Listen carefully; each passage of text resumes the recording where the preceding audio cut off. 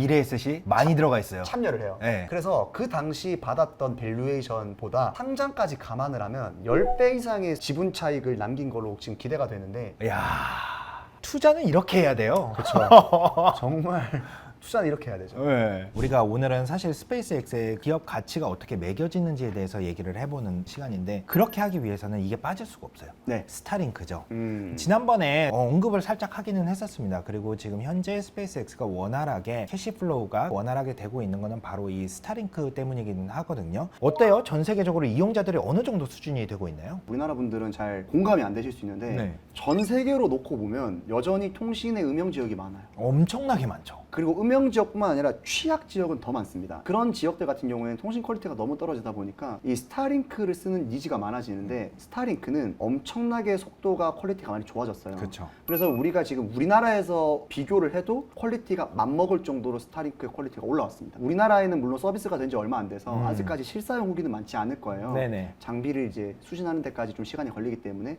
근데 다만 글로벌 지역 같은 경우에는 이미 몇 년 전부터 스타링크를 쓴다라는 리뷰들이 많이 올라와 있어요. 네. 그래서 그 리뷰들을 살펴보시면 정말 그냥 우리가 쓰는 인터넷이랑 똑같은데?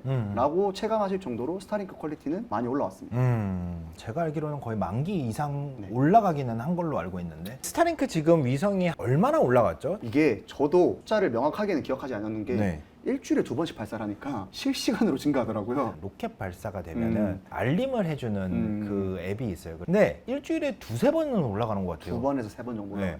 그럼 한 번 올라갈 때마다 거의 20기 이상 올라가거든요. 그래서 지금 기준으로 한 10,000개 정도가 지구 궤도를 덮고 있다고 생각하시면 될 거예요. 네. 그래서 이제 엄청나게 점점 많아지고 지금도 계속 쏘고 있기 때문에 커버리지 영역이라든지 그다음에 통신 습도가 빨라지는 이유는 아마 거기에 있지 않나 그렇게 생각을 합니다. 스타쉽 발사 중계를 할 때 우주에서 그 모든 장면을 실시간으로 볼 수 있다라는 거는 맞아요. 스타링크 덕분이거든요. 네. 그래서 뉴글랜 발사할 때 좀 답답함을 뉴글랜한테 뭐라고 제가 망언을 했냐면은 스타링크 좀 쓰지?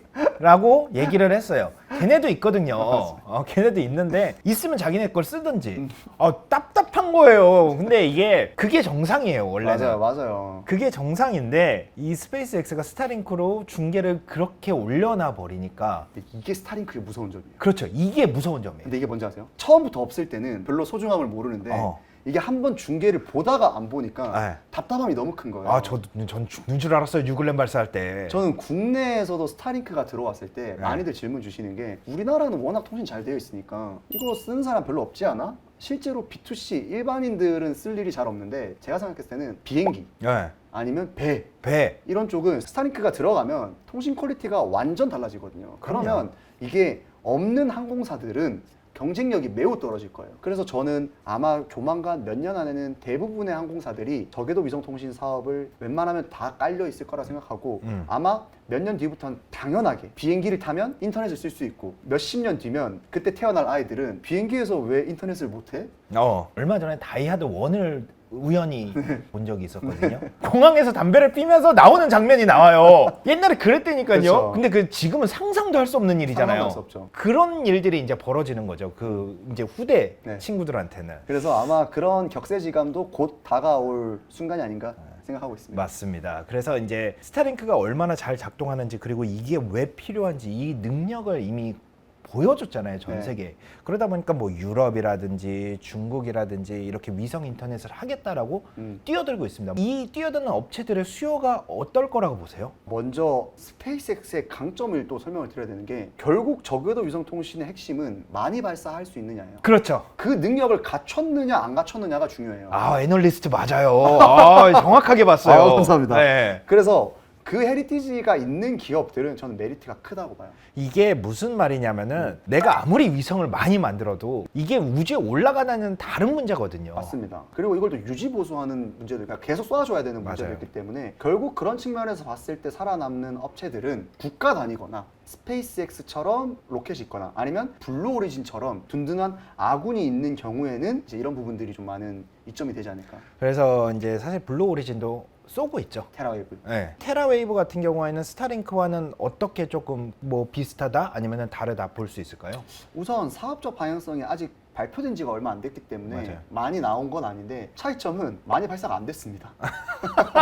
큰 차이점이네요. 굉장히 큰 네. 차이점이죠. 그래서 이게 사실 저궤도 위성 통신 사업은 한다라는 사람은 많아요. 실제로 이제 ITU나 FCC에 우리 발사할게요라고 등록해 놓는 경우는 많은데 실제로 발사로 이어지는 경우가 많이 없어요. 그리고 테라웨이브 같은 경우에는 결국 아마존의 AWS와도 연동이 될 것 같아요. 네. 클라우드 서비스가 아무래도 있다 보니까 기존 인터넷망과 연결되면서 그 데이터를 수신해오는 과정을 좀 생략하고 AWS에서 다이렉트로 게이트웨이 기지국과 연결되어 있으면 그런 부분에서 통신 속도나 편리함을 좀 더 업그레이드 시킬 수 있는 거죠. 그런 부분에서는 장점이 될 수 있겠네요. 그래서 하나의 구독 서비스가 될 수도 있어요. 네. 내가 테라웨이브를 쓰면서도 AWS도 쓰면서 같이 쓸 수가 있는 그런 부분의 구독 서비스도 한번 생각은 해볼 수 있을 것 같아요. 실제로 지금 스타링크 같은 경우에는 개인들이 쓴다고 하면 이미 구독 서비스이기도 하죠. 그런데 트럼프 대통령이 골든돔이라고 하는 계획을 발표를 하면서 거기에 핵심적으로 장착이 되고 있는 그 부분이 뭐냐면은 스타링크예요. 이런 것들을 보면은 저궤도 위성의 가능성을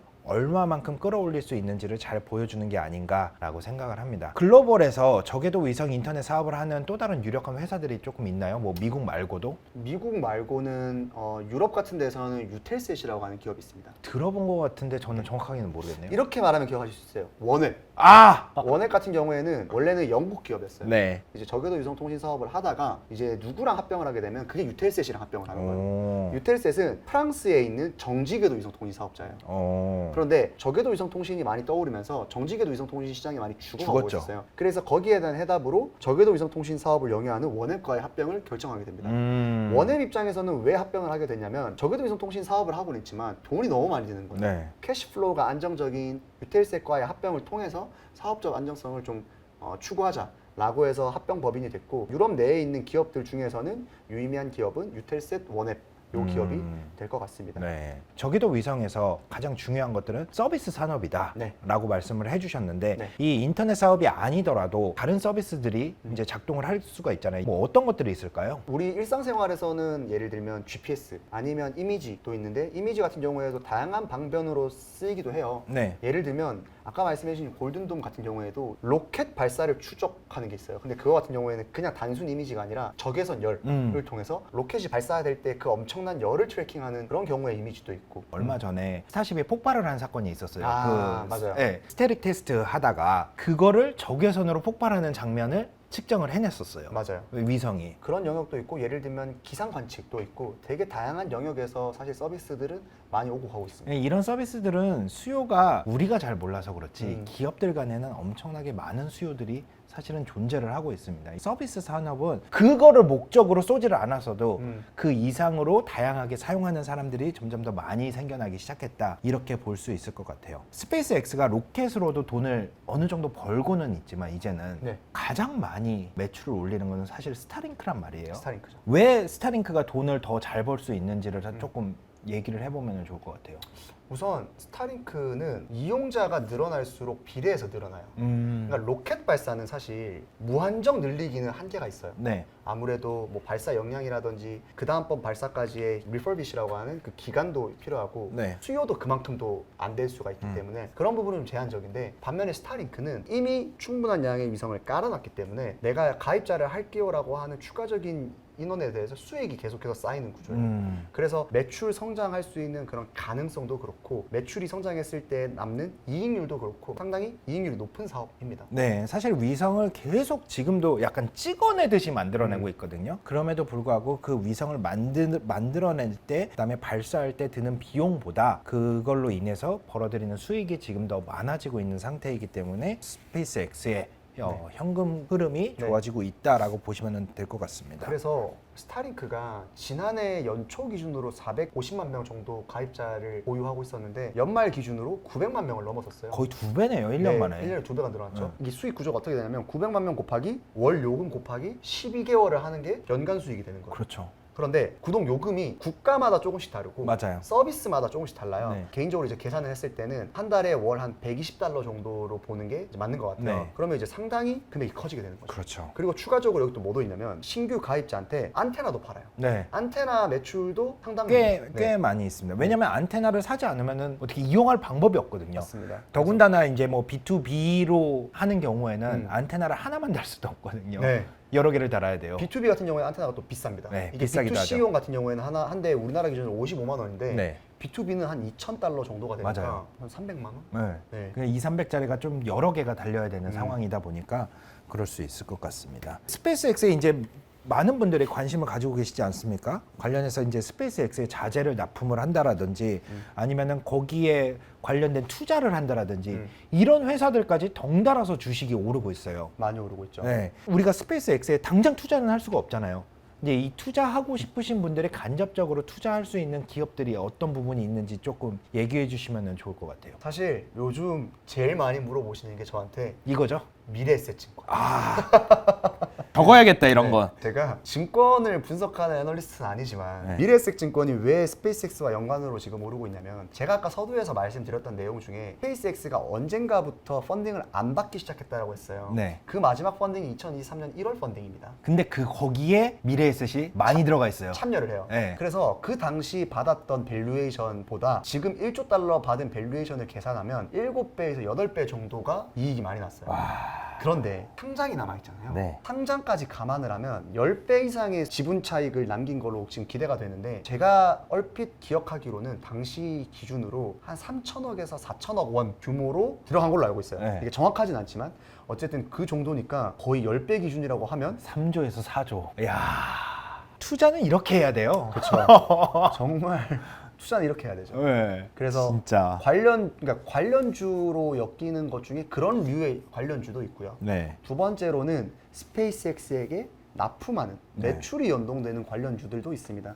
대표적으로 국내에서는 뭐 스피어나 HVM 그리고 혹은 세아베스틸 지주 같은 경우가 이제 특수 철강을 만드는 기업들이고 그러다 보니 관련된 매출액이 발생된다라는 기대감으로 주가가 많이 상승하고 있는 상황입니다. 근데 그럴 수밖에 없는 게 앞으로 스페이스X에서는 계속 더 많은 로켓들을 발사체들을 만들 수밖에 없는 거거든요. 그쵸. 네, 그렇기 때문에 이제 더 많이 수요가 생길 수밖에 없다라는 거는 실질적으로 사실일 것 같습니다. 네. 우리 지난번에도 살짝 얘기를 했지만 스페이스X가 상장을 하면 로켓넷 같은 다른 발사체 회사들이 안 좋을 거다라는 얘기들이 계속 들려와요. 네. 저는 그렇게 생각하지 않거든요. 어떻게 생각하십니까? 이게 물론 주식을 보는 관점에서 봤을 때 기업이 좋아진다라고 했을 때 주가가 우상향만 하진 않거든요. 그렇죠. 그러니까 우상향하는 과정에서 오르락 내리락 하는 구간은 있어요. 그러니까 넓은 시점에서 봤을 때 이 로켓랩이라고 하는 기업이 스페이스X가 상장이 됐을 때 일시적으로 떨어질 수는 있겠죠. 네, 뭐 수급 영향이나 이런 부분은 받을 수 있지만 성장성 자체가 훼손이 되는 거냐?